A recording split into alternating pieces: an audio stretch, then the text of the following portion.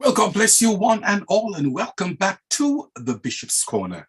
And of course, my name is Bishop Dr. Herbert N. Scott, the Chief Prelate of the Liberty Hall Cathedral of Praise Ministries, headquarters being in Brooklyn, New York. And certainly we want to thank you for weighing in tonight. We also want to thank the good Lord for Philip Reed, who is affectionately known as Dr. Phil. And he happens to be the visionary for the Bishop's Corner. We always say, man of God, you're doing an awesome job. Thank you very, very much indeed. Well, we thank the Lord for the panel that we do have tonight. We thank God for the lovely, the delightful Dr. Dolores Ben that's with us. Woman of God, certainly a pleasure to have you on the Bishop's Corner, of course, and we thank God for the wisdom that the Lord has blessed you with. All the way from up north, Connecticut, we want to thank God for the man of God himself, Bishop Dr. Neville Wolliston, that is with us. Man of God, always indeed a pleasure to have you on the Bishop's Corner. Next, we want to thank God for the man of God, Apostle Lucien Rojas, affectionately known as Little Brother. God bless you, man of God. Always a pleasure having you on the Bishop's Corner and so forth. We just want to remember those that are not with us this evening. The woman of God herself, Dr. Heather Francis, she's not with us, but we do pray for her. And also Pastor Richard Mackenzie. Okay, we have a very, very interesting topic tonight. We'll be looking at the situation surrounding Will and Jada. And the topic that we'll be discussing tonight is, should I stay or should I go? Should I stay or should I go? Does one error in judgment constitute getting a divorce? The questions that we'll be looking at tonight are these. Where did the marriage vows originate? Are they scriptural and are they relevant for today? Secondly, how do you determine whether you're operating in doctrine versus personal conviction? And thirdly, we'll be looking at the question, what are some of the things that we should consider before ending a marriage relationship? We must understand that from the Book of Common Prayer by Thomas Cranmer, he started this many, many years ago. I blank, take thee blank, to be my wedded husband, to have and to hold, from this day forward, for better, for worse, for richer, for poorer, in sickness and in health, to love, cherish, and to obey, till death do us part, according to God's holy ordinance. According to God's holy ordinance. Now, ladies and gentlemen, we have a lot to talk about. All right. And the first question that I want to put to the panel is this. Does one error in judgment constitute getting a divorce? One error in judgment, does that constitute in getting a divorce? Most of us, all of us on the panel, we are married. Question, how many errors have you made?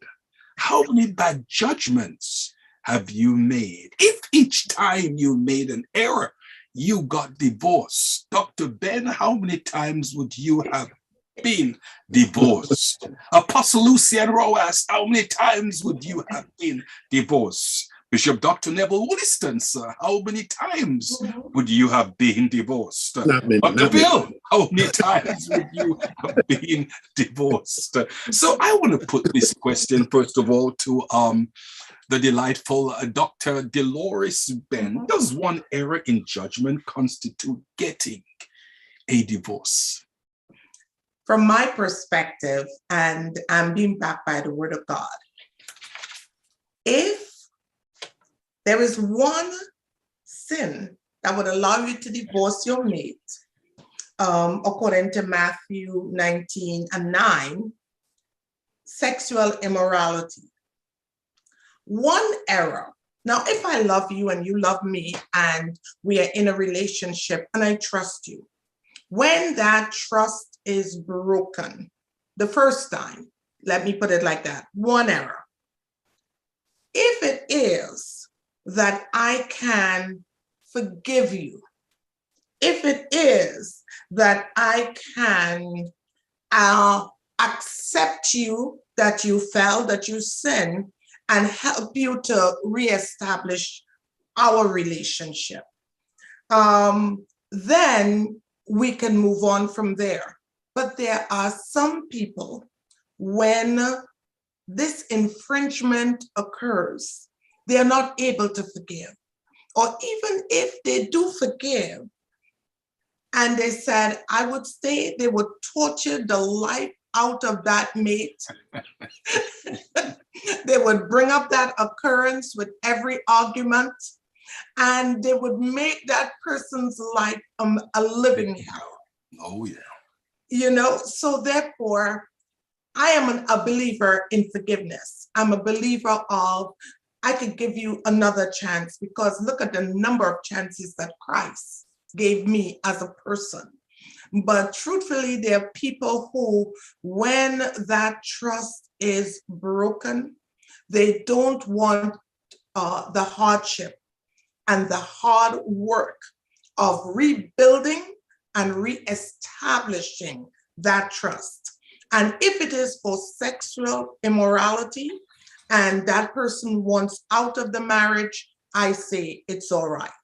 If it's not physical abuse where you're being pounded on, I say yes, it's all right.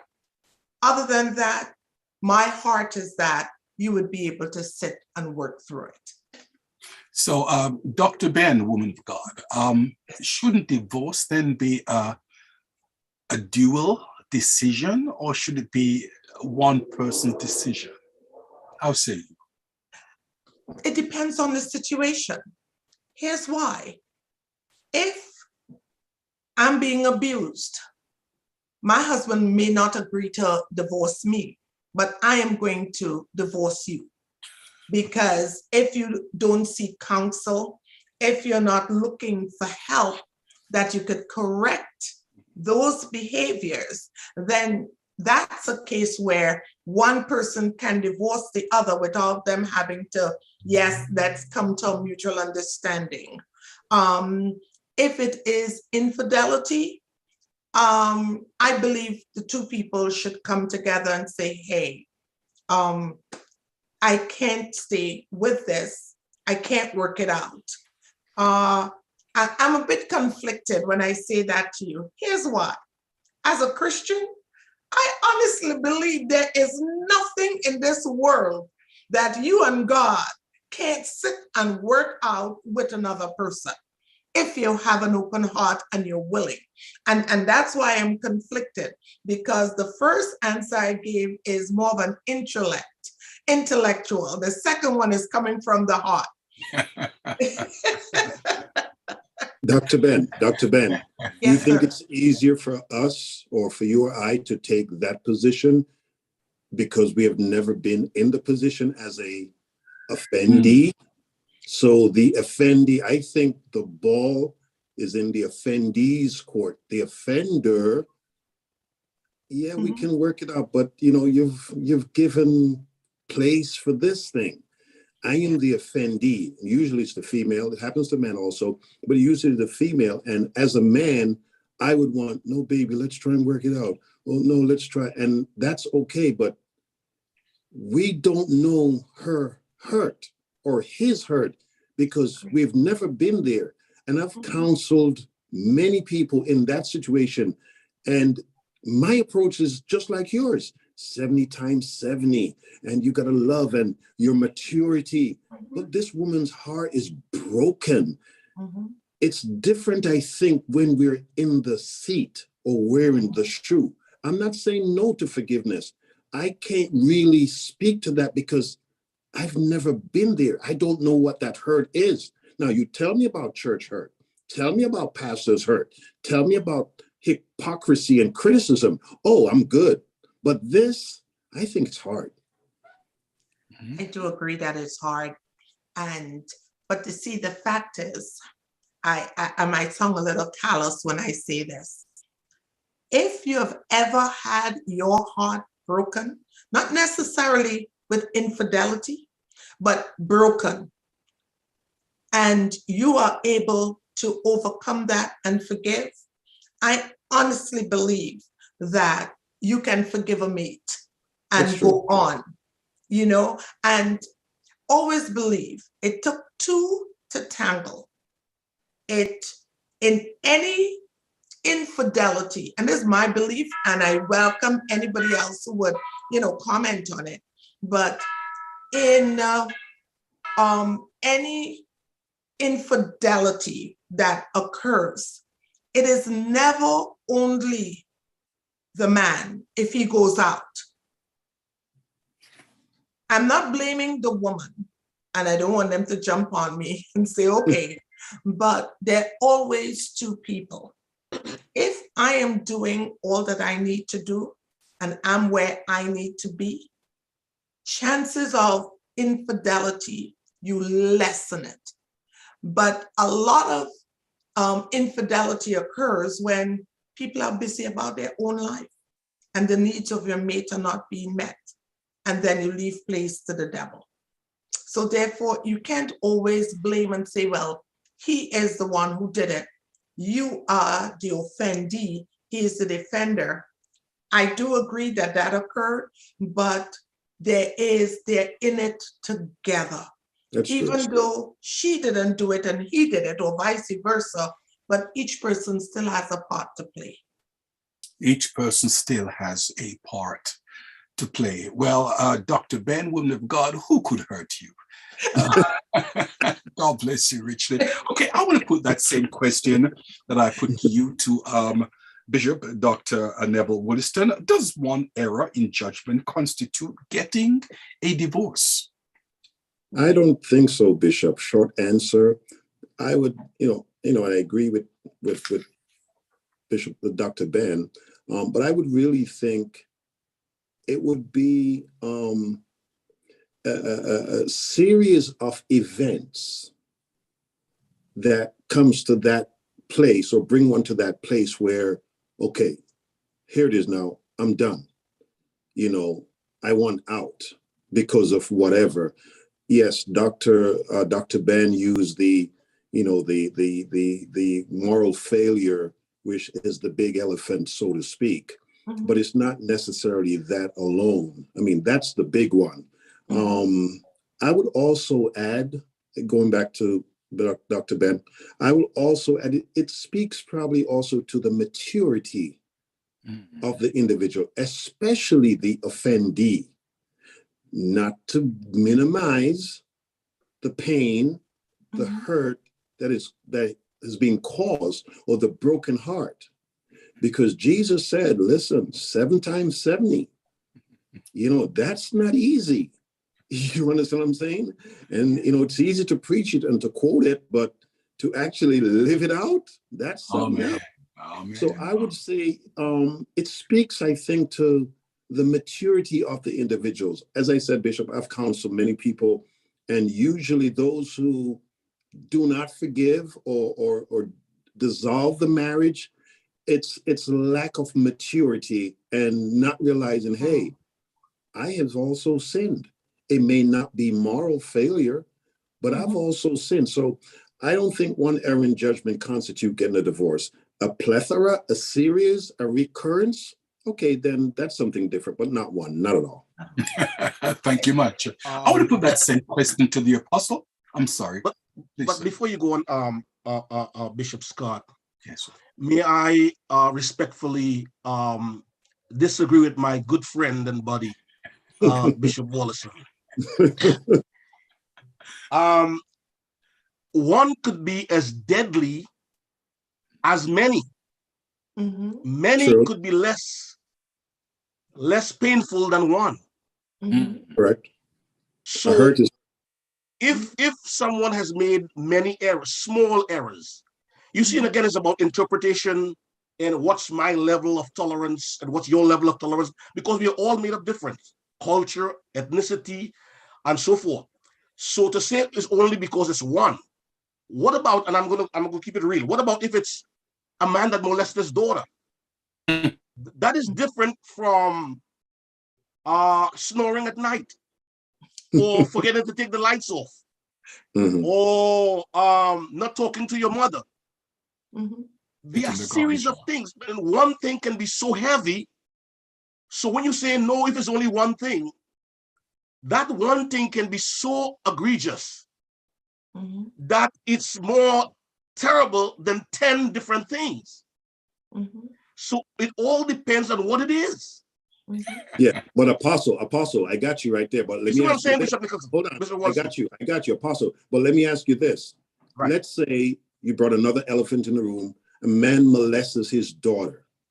Don't you think that man needs help? Would you not want him to get help or counsel or what have you? I am not agreeing with that kind of behavior. Let's say you divorce him and put him out to the wolves or whoever. He go marry somebody else and go do the same thing again. I'm not saying you're responsible, but I get what you're saying, the one thing and the many thing. I go back to say it has to do with maturity. Well, I think there are levels. Stealing a cookie from a jar is way different than, let's say, a pedophile. Right. And look, God is able to forgive everything. But that's certainly a tall order for a woman to deal with. Impregnating your own child. Or that's not the first one. He did it with his sister, the big sister. You know, to who could say it's okay for that woman to forgive him, get him help, get him counsel, and whatever. That's deep. So one, like I said, could be so egregious. Because let me tell you something, we believe in marriage is honorable, it's beautiful, it's sweet. You get the right partner in life, it could be rewarding, gratifying, fulfilling. But a dysfunctional marriage can be a painful experience. Amen. So one, and again, I'm not, we good, but I'm just saying, I feel one could be so, outrageous. Yes. And Jesus died for that one outrageous sin, didn't he? Dr. Phil, you're about to say something. Yeah. I would say it depends on what it is. No. So here's the thing. A man sleeping with his daughter is not an error in judgment. It's a calculated action. That is, premeditated. That's premeditated. You thought about it, you acted on it, and you did it, right? And you should be in jail. Period. Okay. No redemption. And this is not something that's far-fetched. It's something that happens every day. Absolutely. I totally agree with you. It happens every 8 seconds. When we did the program on it, it's every 8 seconds in a day, somebody's being molested, somebody's being abused. And so it's not like, what we're talking about is not like it's something that is uncommon. That in itself is a common activity. And so when something like that extreme happens, I don't even think there is a conversation that needs to take place. And plus, when it comes to people getting help, they have to want help. True. Right? You can't say to somebody, you get help and I'll stay. They have to say, yeah, I need help, and get the help they need. But overall, I can't hang out with you because one and done. Back now, are you saying one and done? Coming back to the situation where it says, does one error in judgment constitute getting a divorce? And again, I say this, divorce happens in the world, it happens in the church. And I go back to Romans, it's 8:22, where it says the whole creation groaned because we live in a broken world where unsaved get divorced, saved get divorced, unsaved get COVID, saved get COVID. We live in a world where the rainfall on the just and the unjust. It's real. It happens. So one divorce is one too many. But again, Bishop Wolliston, and I agree with you on this one, it says depends on your maturity.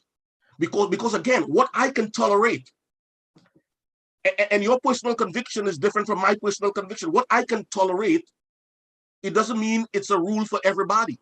Right. Because sometimes we preach our conviction.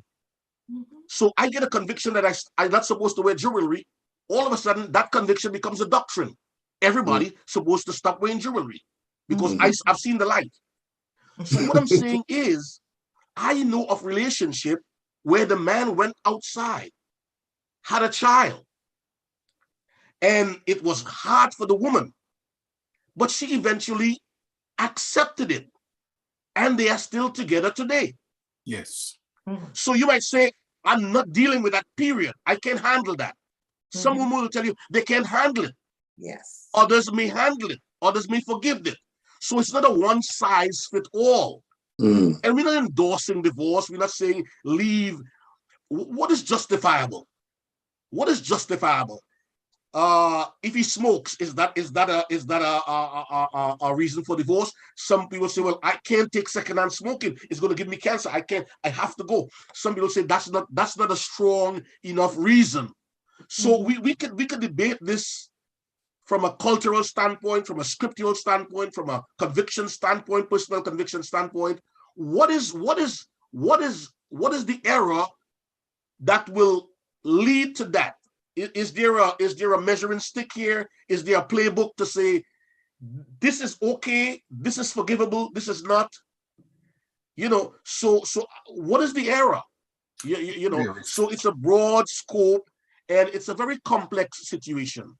Sometimes people, for example, some people say divorce is under no circumstances until it's their daughter. Yeah. You see what I'm saying? True. And we're not promoting divorce. We're not promoting drunken driving. We're not promoting sexual abuse. We're not promoting fornication, adultery. But we're saying we live in a broken world where these things happen. That's why we're talking about it. That's why we're addressing it. Not because we address it, that means we endorse it, but it happens. So, what is the error? Here, what happened? I'm going to say this, and I'm going to end, Bishop Scott. But I really want to bring this to light. Please. There was, as a matter of fact, I can say is a Nigerian psalmist, very popular. One of our top song made 71 million views on YouTube. She was from one of the largest church in Nigeria. Nigeria got some mega churches. Oh yes. She was 42 years old. She had 4 kids and married. And her husband was abusive.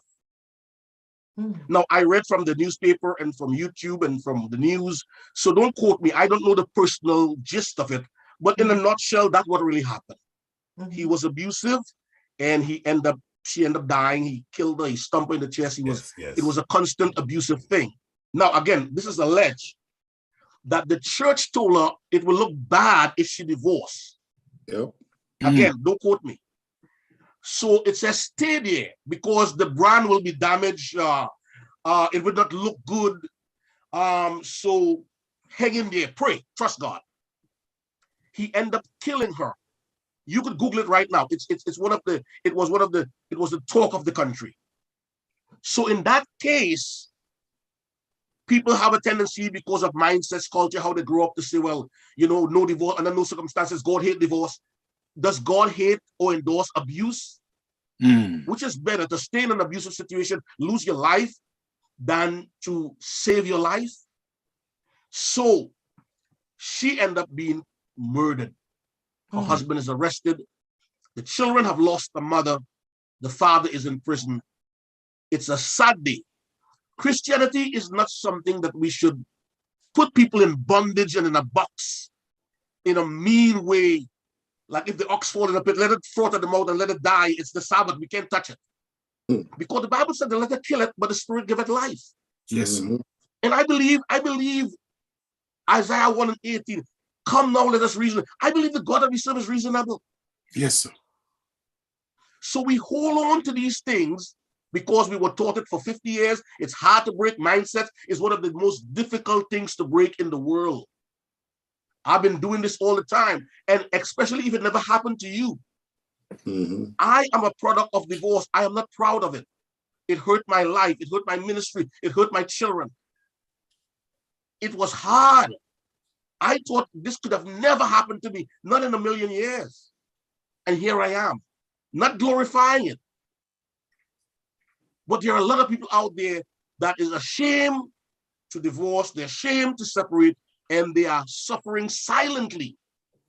And sometimes, if we're not careful, the church could box them in.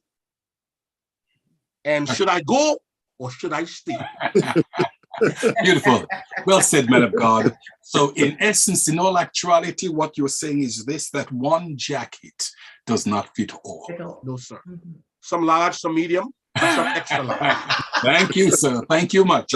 Okay, let's put that same question to the man of God himself. Dr. Phil, does one error in judgment constitute getting a divorce? How say you? Bishop, I love everything that was already said. And so, you know, in my personal opinion, you know, we make errors every single day, right?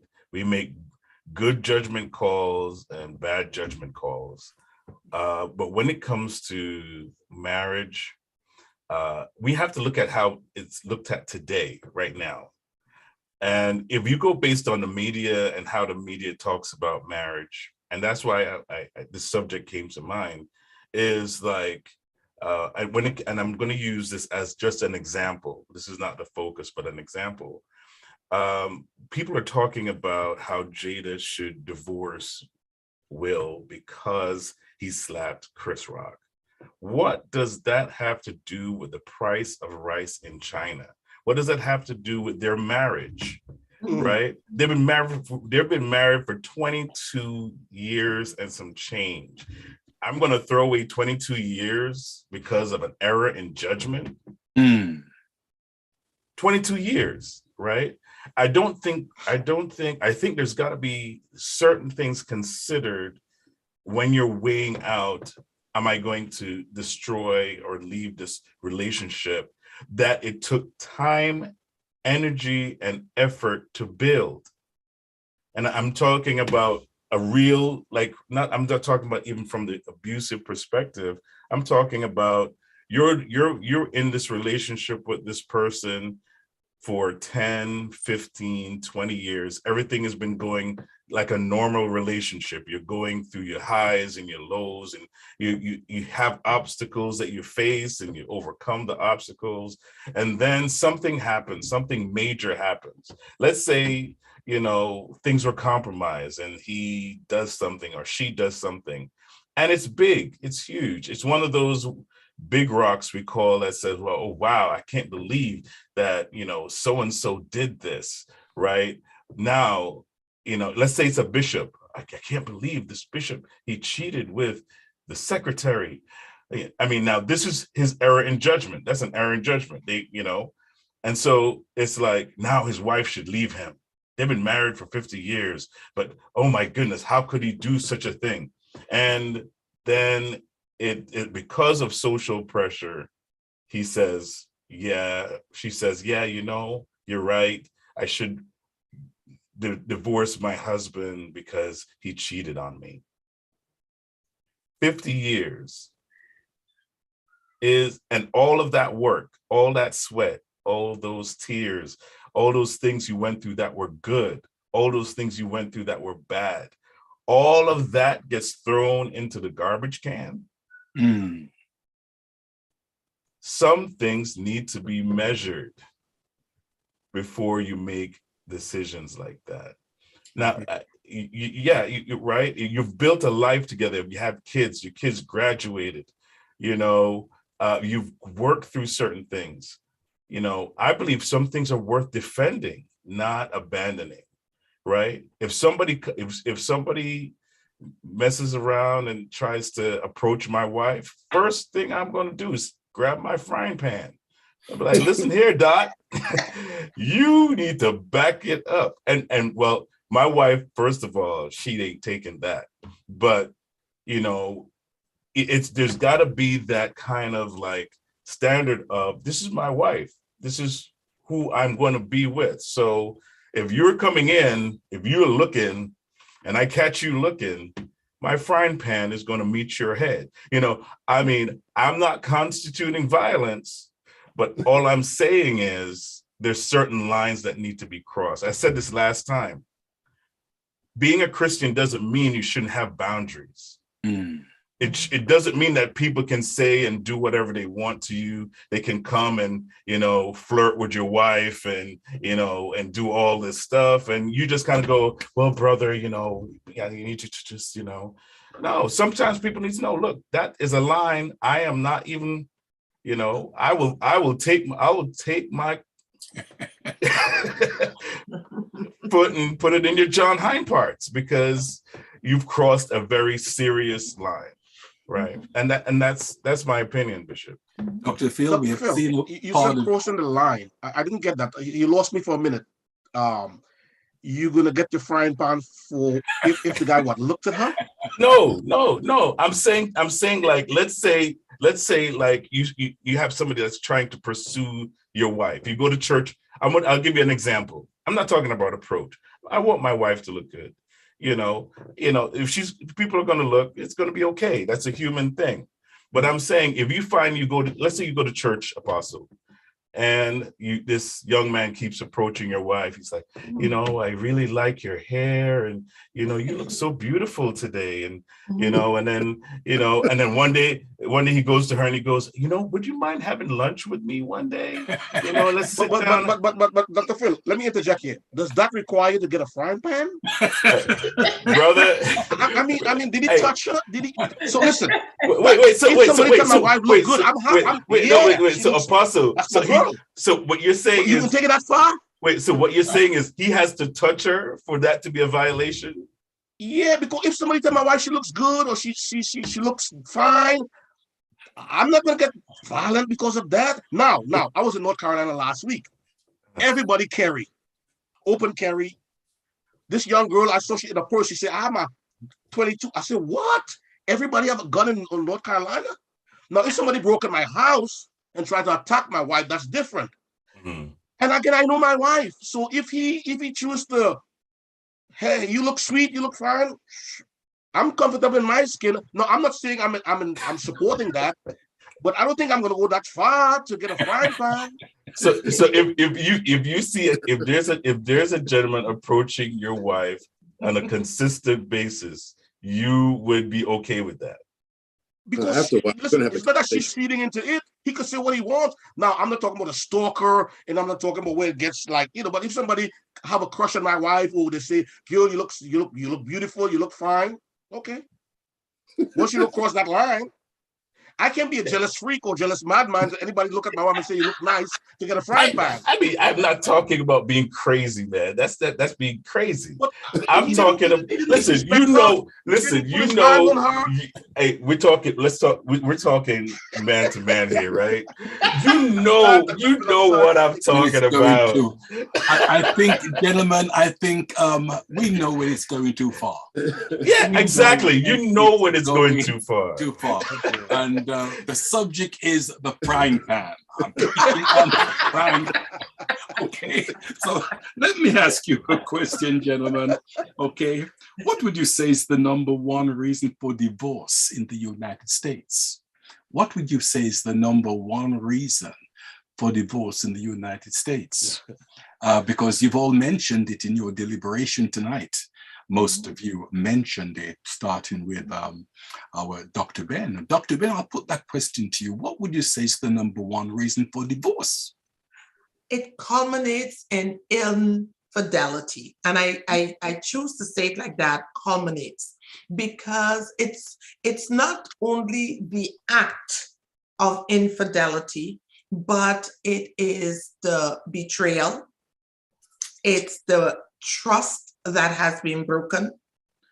And it's the fact that I put everything that I had in you, because if I love you with all or nothing at all. And you put all that in there and you feel totally shattered and betrayed. And it culminates, the object of it is infidelity. Mm-hmm. So I would say that's the number one. Many other things, you can handle, but yes. Well, according to the marriage vows by Cranmer, honestly, keep thee only unto him, only unto him, so long as you both shall live. Okay, and you are correct. According to the census, that is the number one reason. Bishop Neville Wolliston, how say you, sir? Yeah, I was about to say the same, only because it hasn't, I haven't scientifically or through the census proved it, but you said it is, only because from my counseling ministry, that seemed to be the number one thing. It's never he's less educated or more educated. It's never money, even though finances is up there, but it's usually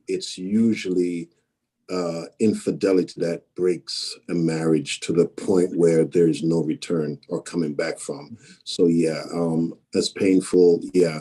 And I think, you know, for anyone who's really thinking of throwing away, as Dr. Phil says, 20 years, 25 years, give it thought, man. Is it really worth it? You know, a moment of pleasure for a lifetime of pain, you know, it doesn't make any sense. So yeah, think it through. Definitely think it through. Yeah, but I would say, I would agree, Bishop. Yeah, 2 minutes of pleasure, and it may not even be that good. No, 30 seconds of pleasure, and it may not even be that good. And let me say this, it's the divorce or the frying pan. Apostle, how say you, sir? Well, it's a straightforward answer in terms of statistics. It's infidelity, and number two is abuse, and also money, finance plays a critical role. Yes, it does. Sometimes violent abuse. People stay for a long time and then they can't take it anymore in terms of the violence and so forth. So these are some of the things. I've constantly where the woman has a temper, or the man he likes to hit or whatever, and then where sometimes one person is carrying the weight. Like in this generation, in this culture, we have a way the way the system is set up that both parties work. And sometimes you have one person is carrying the weight for years and the other one is lazy and slothful and a sluggard. And the Bible doesn't promote that. And if a man doesn't work, he shouldn't eat. And so there are so many things that can relate or contribute to divorce. And when things wear away, you know, if a drip of water falls on a pebble over years, it can erode that. And so sometimes people don't get up one morning and get a divorce. It's been going on for a while. The pain, the abuse, the torture, the turmoil, the dysfunctionality, and so forth and so on. So yeah, but number one is infidelity. And many marriages withstand that. There are marriages that withstand where the man went out with another man. And the marriage still survived. So it depends on forgiveness. And look, sometimes one person can have a fault. Like they say, strong people have strong weaknesses. But sometimes you have a solid marriage in the sense that good provider, good man, loving, kind, he has a problem, whether it's alcohol, whether it's gambling, whether it's woman. And that person weighs the pros and the cons and say, listen, there's too much to lose here.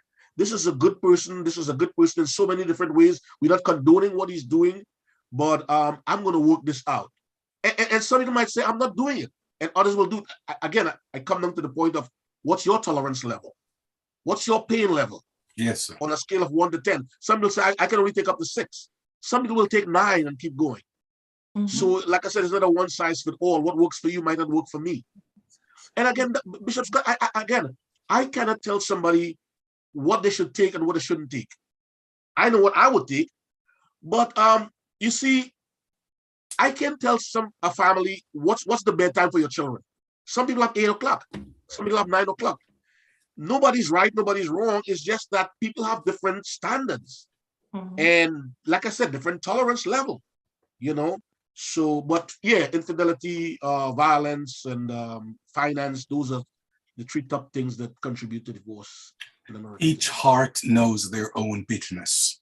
And there's a question that I want to ask Dr. Phil, but I'm not sure if he has the frying pan under his desk. Dr. Phil, question, sir. What years of marriage would you say are the hardest? What years of marriage? The 1st, the 3rd, the 7th, the 11th, the 13th? What year's marriage would you say is the hardest?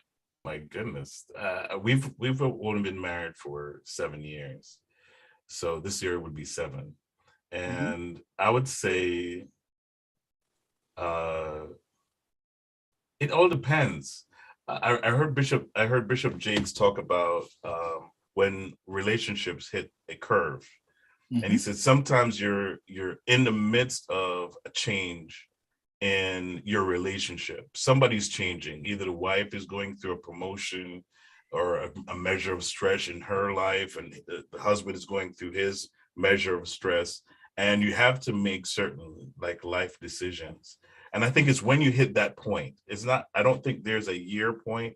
I think that there's a point in your life where you're going to go through a change, and you're both going to have to adjust, and you have to make a decision. How is this adjustment going to affect my relationship with my wife or, my family, and, and have that discussion. So sometimes it's unawares. And I think for most people, those curves, those corners become unawares, and it catches them off guard. Sometimes you're so distracted that you don't even realize that you made a curve. You don't realize that your wife went through a certain amount of change, and she maybe has more responsibility. You had kids at the age of maybe 2 years into your marriage. And so now she's spending more time with the kids, and you're spending more time at work. And so time apart means no communication, no connection. And so in that gap, there's a lot of distance can happen in that space. And so like, for instance, I met a couple the other day that they're getting divorced after, 30 years of marriage, because COVID kind of, when it came time for them to get together, and the nest was empty, and there were no kids, there was no job to go to, he was working at home. So now that gap closed in so fast, and they looked at each other and was like, we have nothing in common.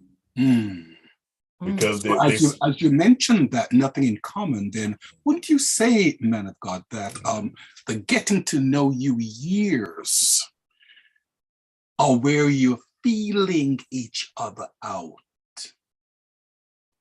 How say you? Yes, that's true, Bishop. But you know what happens? Life gets in the way of relationships, This thing called life, doing life. I understand exactly what Dr. Phil just said, because in terms of that 30-year marriage, and I always say to primarily women, you've got to have a life. No disrespect to the women. I know they love their kids. Dads do too. But you've got to have a life outside of your kids. And a lot of time for the woman, her life is the children. And they going to be gone at 18 or 19 at 20.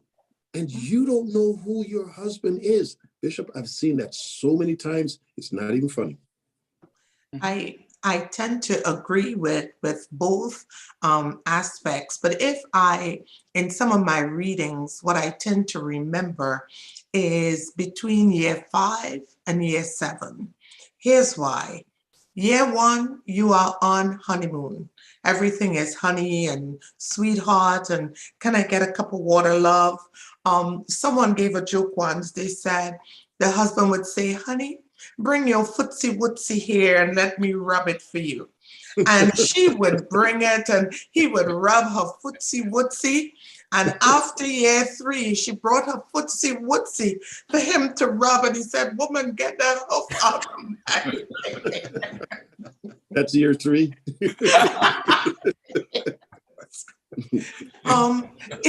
Year 1, you're on honeymoon. Everything is beautiful. You still have glass eyes. You're looking at marriage through different eyes. You're excited. Year 2, you're starting to learn each other. By year 3, you may start to have children. So as Dr. Phil was saying, your priorities start changing. Roles start changing. If you're working and he is working, so suddenly, if you're not able to divide those roles properly, where there's a nice balance in the home, if you're not able to establish family rules and family gatherings to make your family cohesive, then what begins to happen? The marriage begins to become a burden. If you're the type of person, when you get home, you worked all day in the office, so you come home, you put your shoes down, you need your dinner.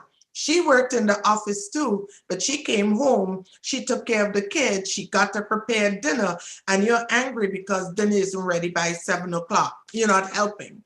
So therefore, by year 5, you may have 2 children. Think about taking care of 2 children, managing a job and a home. They tend to say at that point, it either makes or breaks the marriage if you don't pull it together. Dr. Ben, you're speaking from experience. I can see that. Thank you, sir. Listen, I love the footsie woodsy. I'm going to use that sometime, and I'll quote you, woman of God. Ben, let me ask this question. I agree with what Dr. Phil is saying, and Bishop Wolliston, and also you, footsie woodsy. I'm sorry, Doctor. But would you? The first question I ask, which really isn't a question that's on, but I'm just asking that: does one error in judgment constitute getting a divorce? Now, hear this question: are second marriages more happier than the first marriage? A lot of folks, I've never been divorced, so I'm speaking from, let me say, a knowledge base, an intellectual base, but from counseling, from dealing with folks who have been in a second marriage, the errors you made in marriage number 1, if you're wise, you learn from it. Yes. And you put everything in place to avoid those pitfalls.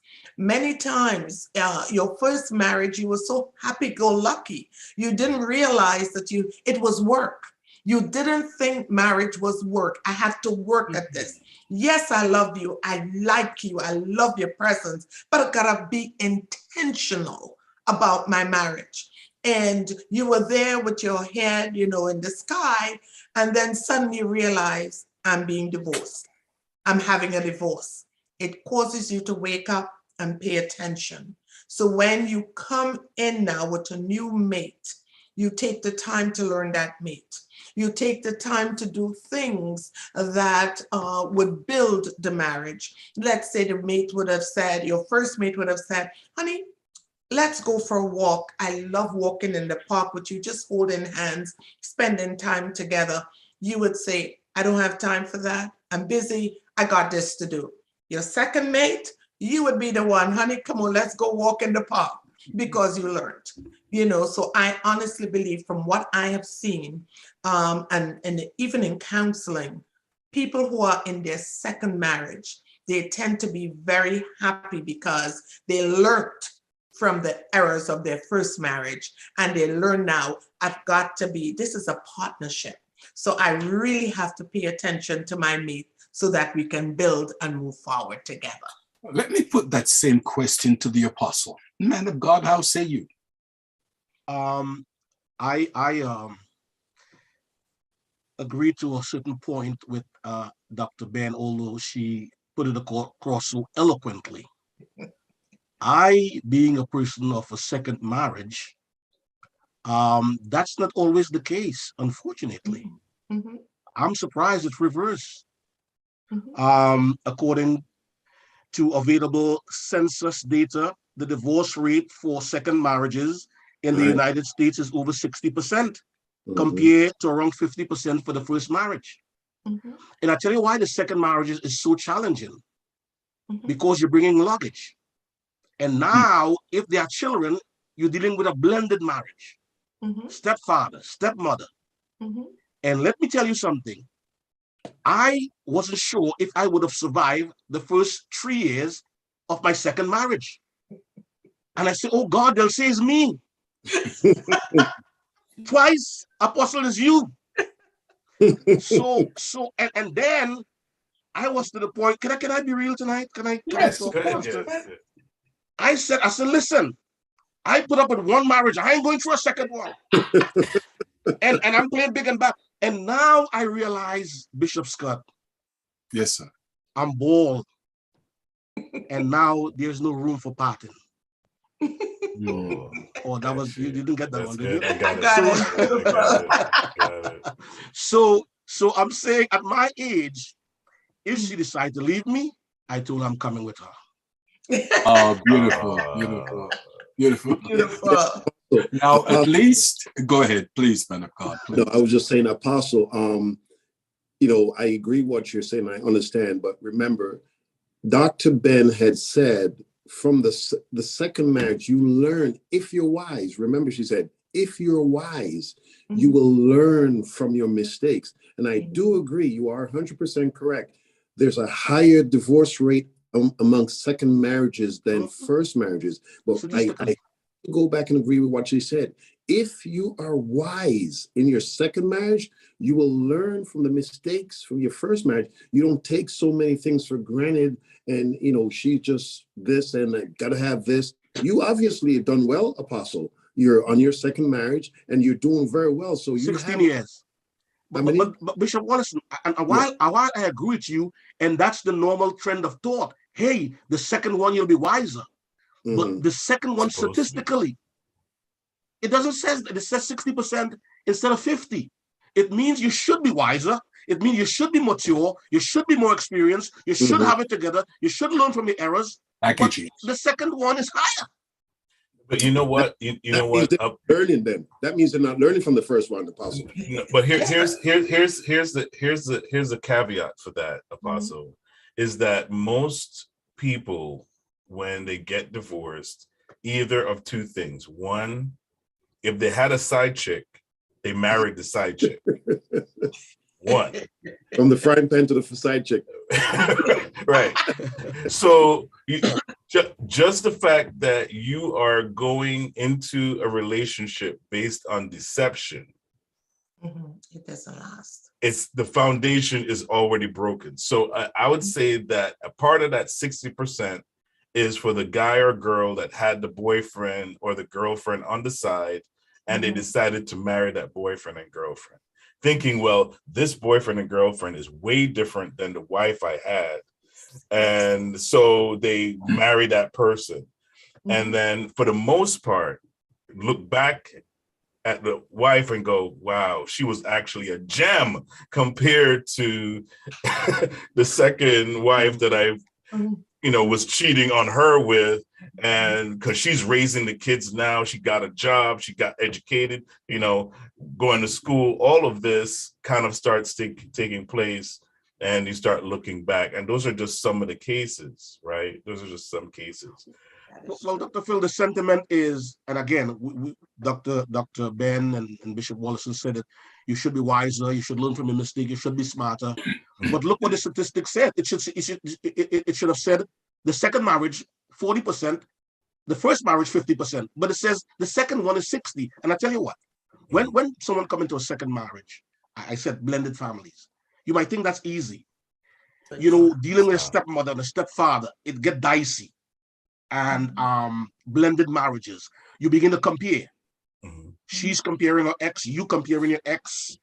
Even though we divorced, one of the things my wife would never do is this. Or one of the things my husband would never do. And you understand, you think this supposed to be wiser, but now there's so much we're dealing with, and now you're bringing in your luggage now. That trust factor, that so much factors, it's dicey, it's more complex than you and I think. Now, if someone has a one marriage, never been divorced, but I have experienced that, and it's a challenge. It's a challenge. Does my kids get along with her? Does her kids get along with me? It's so many things that contributes to that 60%. We would think it should be 40. We should think. But Apostle, here's the thing. We're in the same boat. You and I are in the same boat. This is my second marriage, right? I was married before for 10 years. Okay. And so we had a child in that marriage. And, you know, you could say, well, wow, that sounds great. And if you looked at our life, you'd say, well, you know, things were going well. But you know, sometimes you don't see the holes in the bottom of the boat, right? And you don't pay attention to those things. And when I was getting counseling, I'll tell you, get personal. You know, when I was getting counseling, as we were exiting, because we went through counseling several times in my past relationship. We went through counseling at least every 2 years, every 2-3 years, we were at a counselor, right? And the last counselor we had, she said, Phil, I'm going to recommend this to you. She said, you know, after this divorce is finalized, she said, don't get married for another 7 years. Oh. She said, because there are several things that are going to have to, she walked me through it. She said, there's several things that have to take place. Mm-hmm. One, you have to do some personal work. Right? You have to figure out what went wrong with you. And then you have to figure out what went wrong with the relationship. And she said, don't expect that new relationship to be 100% different than the relationship that you were currently in. Right? So there's certain things people, I believe, they don't realize the kind of bond they made when they got married to someone. And so even if it's abusive, you've developed habits in that marriage. You've developed certain things that you do naturally in a relationship, whether it be wrong or right. So that's why somebody who experienced abuse in one relationship will go into another abusive relationship, because that's what they're accustomed to, and they know how to live. They know how to live in an abusive relationship. So jumping from one relationship to the next, I believe if you check those stats, if you check the actual time between marriages, you see where people jump from one relationship and within 3 to 6 months, they're in another relationship. And they're carrying the same habits, the same hurts, the same disappointments, the same things. And so, yeah, and you carry all of that into this. I could say that because I took my counselor's advice, yes, I worked through a lot of personal things, yes, in myself that made me know me. Mm-hmm. The first person I needed to introduce myself to was the new me, right? Who am I? What do I like? Who do I want to be with? And so on and so forth. And I think people who are transitioning should ask themselves those questions and really work on themselves. Sounds good. Thank you, Dr. Phil. Now, hear me.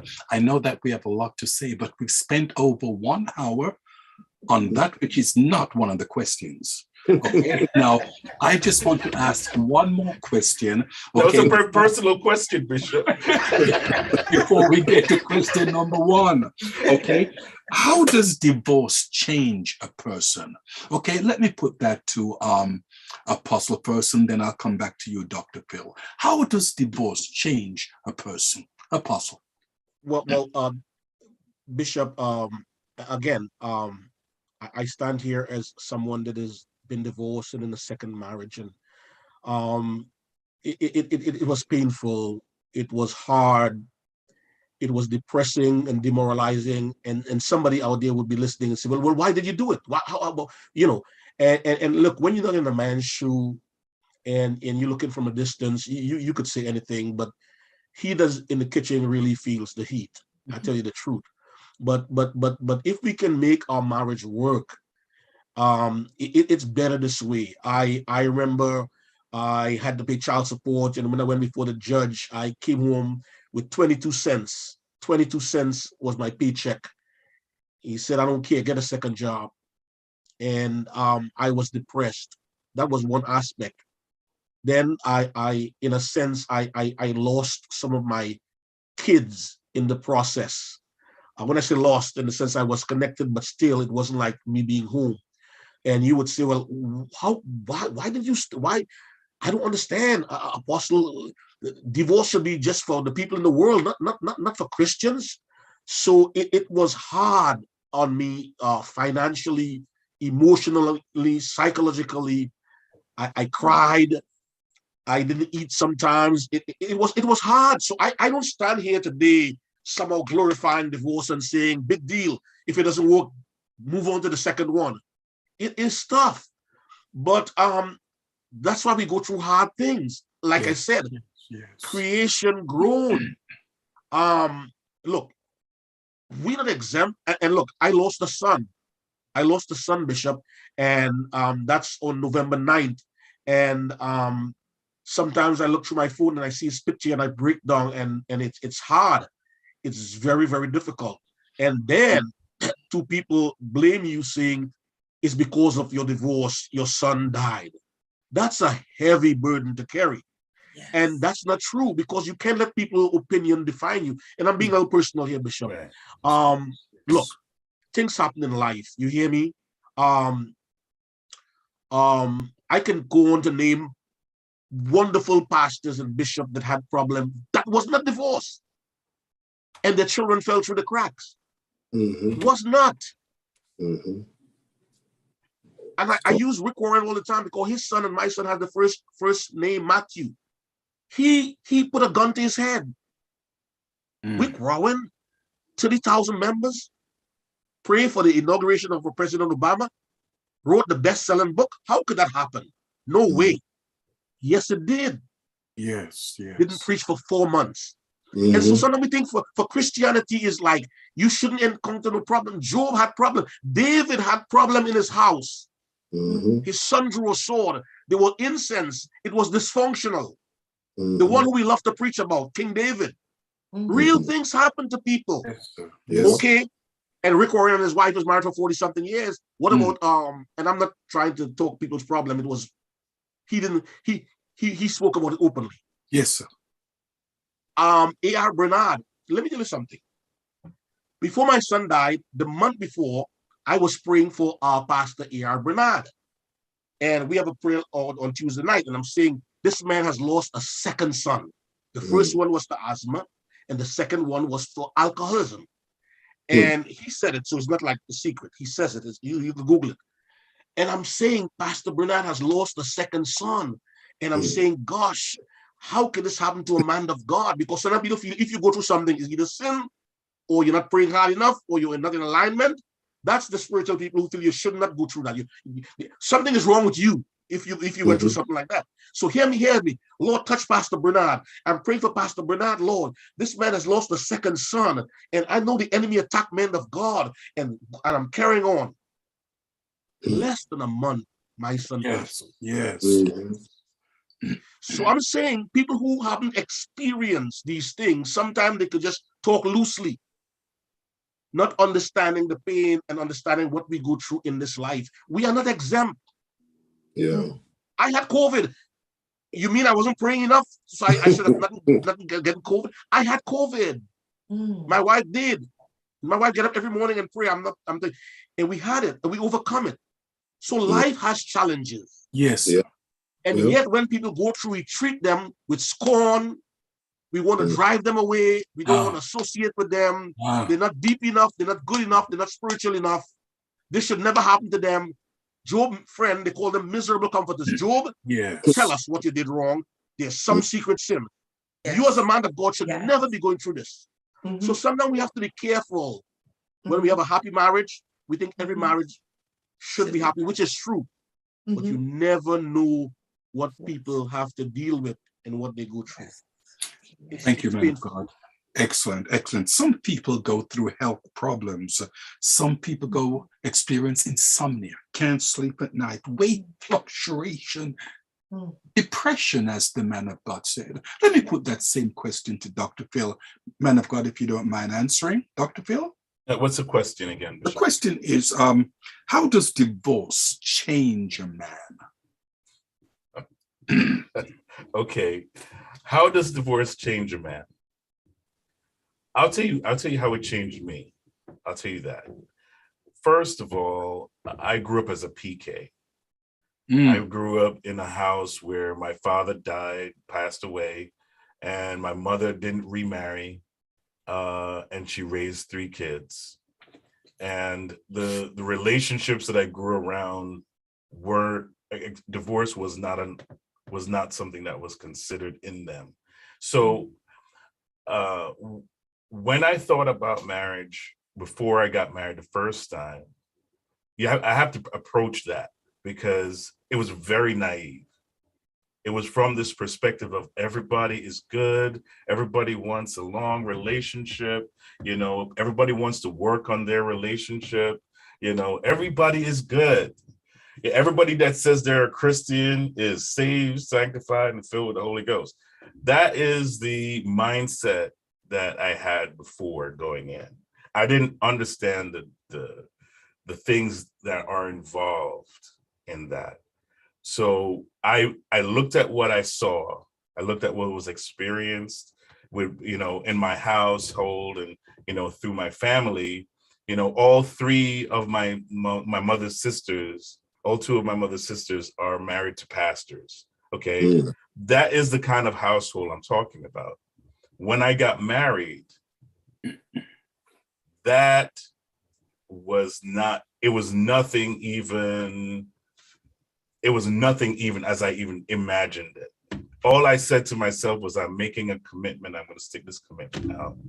And little did I know that I was committing myself to a journey, a very painful journey, right? And so when it came time to make that decision, because it was very hard, because even each time that we went through counseling, the counselor would say to me, or would say to us, it takes 2 people to work this out. It takes 2 people to work this out. It takes 2 people to work this out. But it was never in that vein, right? And so it came time to make a decision. I had to make a decision because the situation demanded it. And I'm not going to go into the situation itself, but it demanded that I make a decision for the sake of my son and for the sake of my own personal health and future, right? So we made a decision. I made a decision, and I had to stick with that. It was very hard. It wasn't yeah, man, I'm woohoo, I'm getting divorced. This is great. It's a death. It's a death, especially when your expectation was a long lifetime of, working out things and, working to make the relationship work. And that's how I was raised. That's how I was taught. That's how I was brought up. And to be at that place where it's not working, nothing that I saw, nothing that was implemented in my life was watching my family members stay married, worked. So failure, the sense of failure was really heavy on me. I went through maybe about 2 years after of just depression, per se. How angry were you, Phil? How angry were you? 1 to 10. Bishop, in fact, I don't think I went to church for 2 years. Wow. Yeah, I don't think I went to church for 2 years. You're being honest. Wow. Yeah, wow. because I felt like, first of all, I felt like I failed God. Right? I felt like this is huge. I made a commitment and I didn't keep it. And the Bible says that if you get divorced, you shouldn't remarry. So maybe I should prepare myself for that. But honestly, I was totally destroyed. It was the Phil you see now is not the Phil I was at that time. Is not that Phil. And so we had to rebuild. I had to rebuild. I had to go through the process of asking myself hard questions like, who do I want to be from this point on? Yes, yes. Right. And what was my role in the failure of the marriage? In the first, I'd say year, I was blasting my ex, like it's all her fault. This is all her problems and all this stuff. And then, I had to do a check on myself too, because the counselor kept saying it takes two people, Phil, two people. So I had to work on me, because I kept in touch with her, and she said, you have to move on,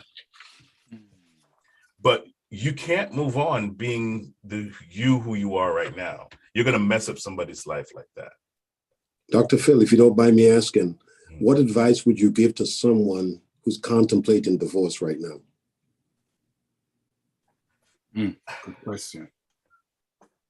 I would say really measure it. If you have a lot of assets, if you've worked together and you've built a life and you have a lot of things that you've worked through, depending on what you're going through, if it's abusive, it is very toxic, the money is not worth it. The things are not worth it. If you have to rebuild, but don't hang out in a situation that is going to destroy you. And you're not going to be able to identify yourself once the whole process is done. Yeah. Okay. The reason why I asked that is because from listening to you, I can hear, the pain and it's like a rehash of what happened, and you call it out. It's a death. It really, really is.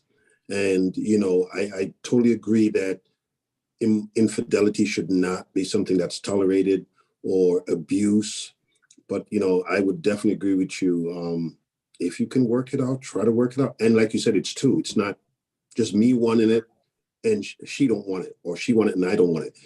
Yeah, I've never experienced it. And trust me, I don't want to experience it, because from hearing about your situation like yours and Apostle and the pain and the depression, I don't know if I could deal with that.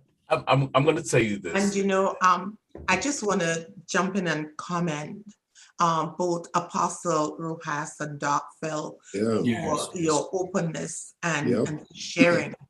Thank you for making it so plain. I've not walked that road, but I was listening to someone give a lecture once on the perils of divorce.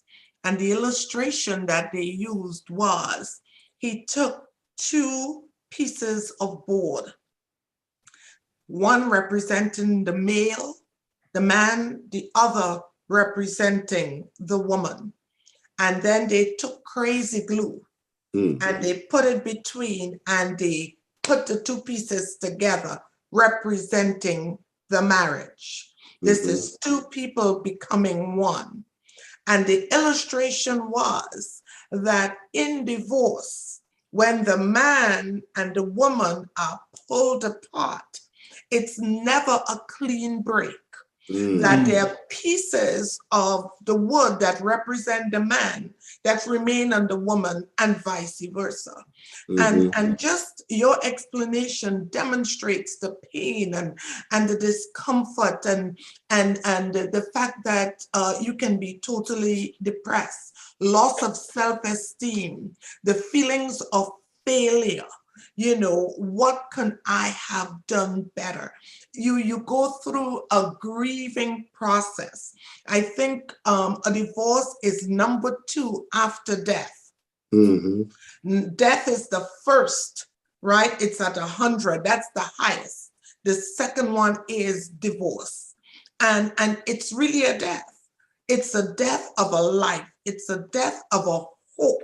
It's a death of a dream. Yes. Because you're walking down that aisle, we're going to make it. And that pulling apart. And what they're saying is that man and that woman, after they pull apart, they're never the same. It takes years of counseling.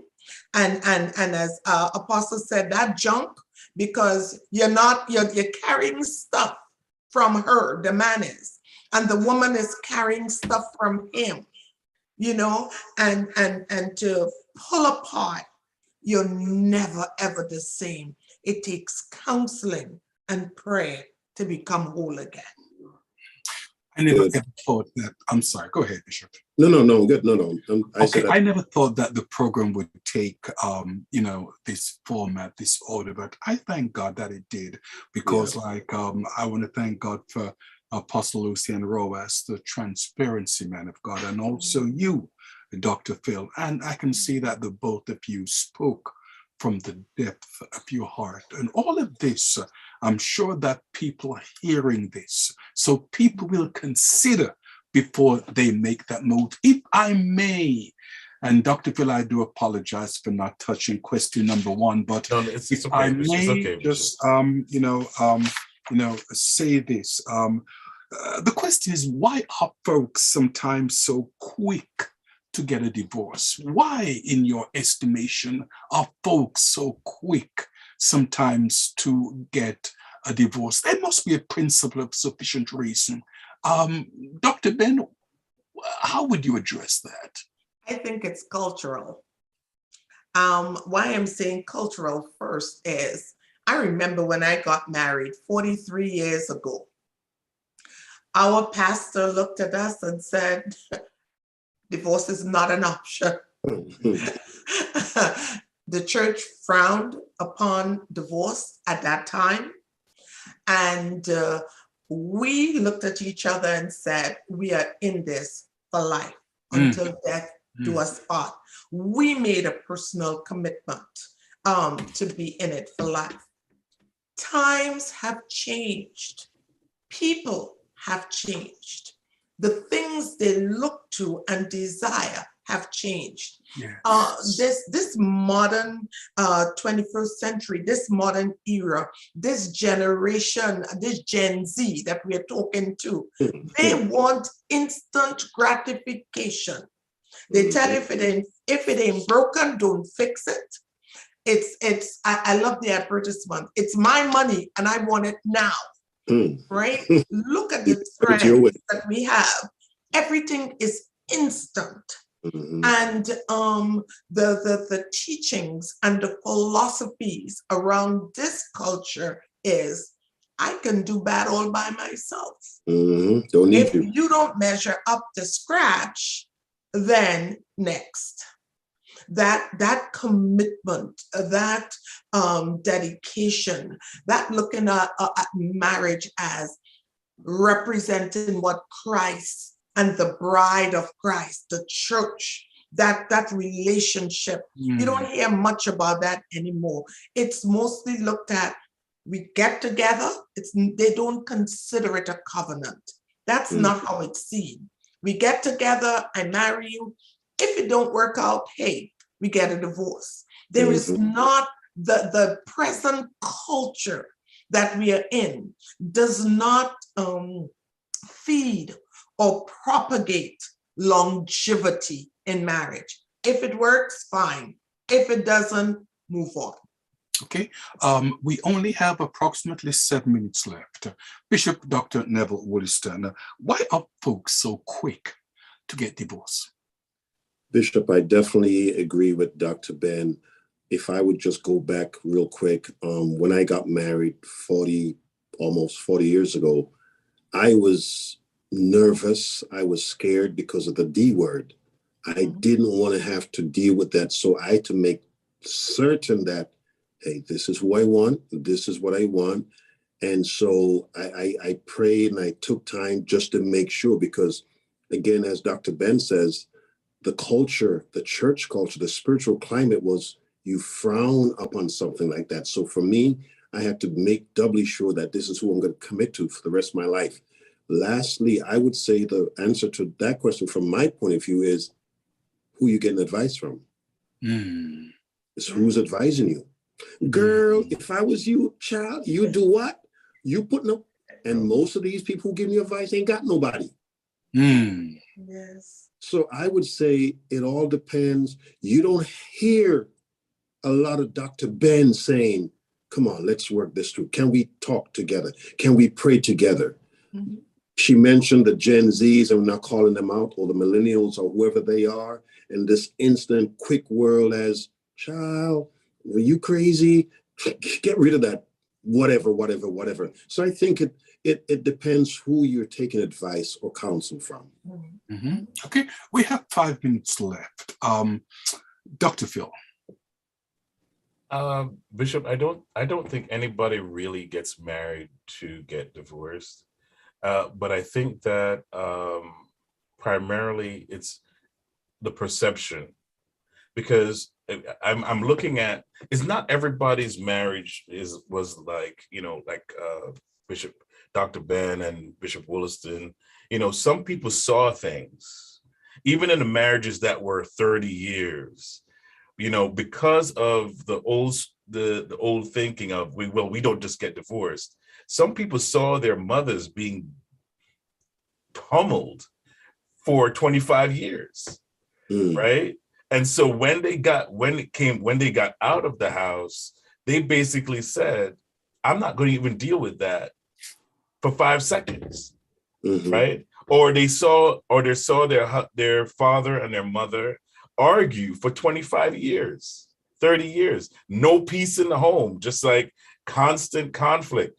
Or the husband sleeps in one room and the wife sleeps in one room for 30 something years. Yeah, they come out and say, yeah, I've been married for 30 something years. But the kids know. The kids know. Right? The kids know. So now this generation is like, I don't want that life. I don't want to be numb and just kind of like say, okay, this is what I got. Right. And I think, even though some people try to be as careful as possible, I'm going to cut my short. They try to be as careful as possible. They try to live together for a while and all this stuff. And that's where all of that came from, trying to be careful. But no matter what you do, everybody has issues. That's true. Everybody's got it. So no matter who you marry, no matter who you connect with, you're going to have to work on something. Okay, we only have 3 minutes left. Lucien, Rojas, Apostle, how say you, sir? You're muted, Apostle. I really commend Dr. Ben and Bishop Wolliston. And Bishop Scott, you yourself, and I would not disrespect you or look at you differently if you was divorced. Yes. But we thank God for the example that you guys have set.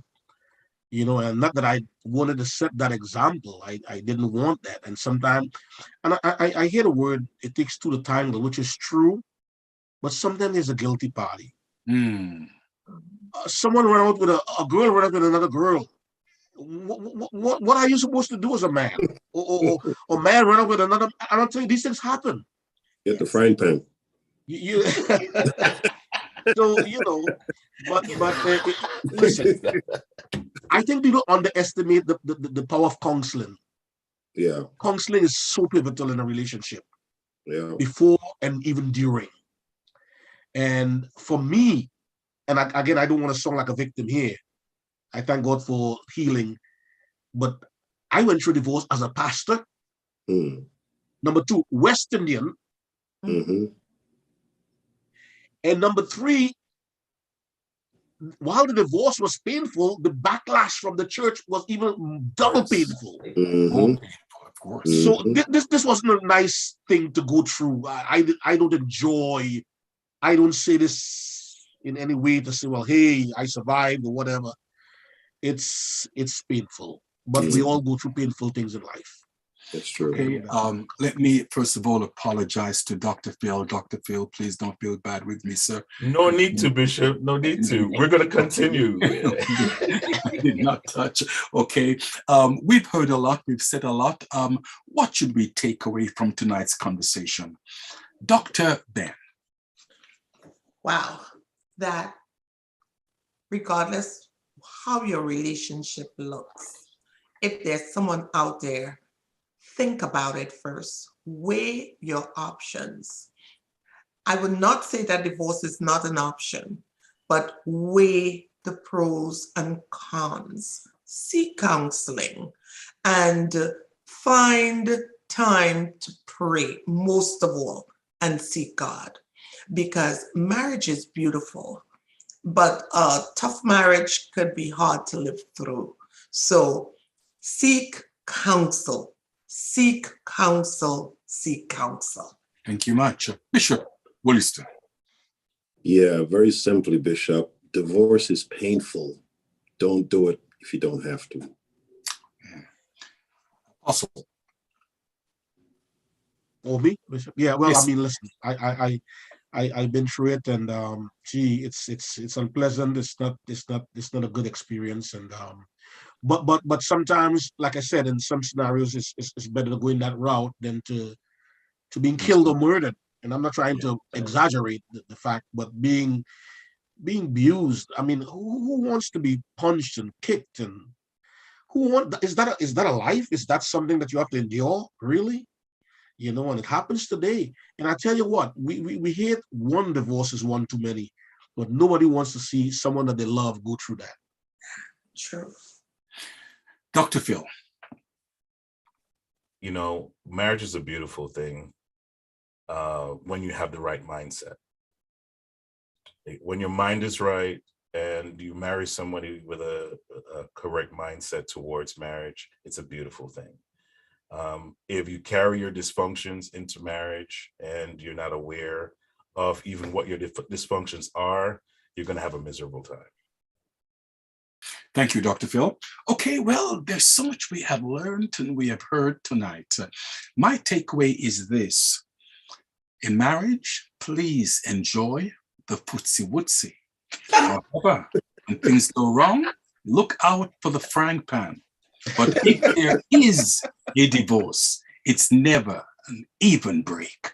Amen. Things to remember. This is Bishop Scott saying good night from the Bishop's Corner. See you next week. God bless you. Bye-bye now.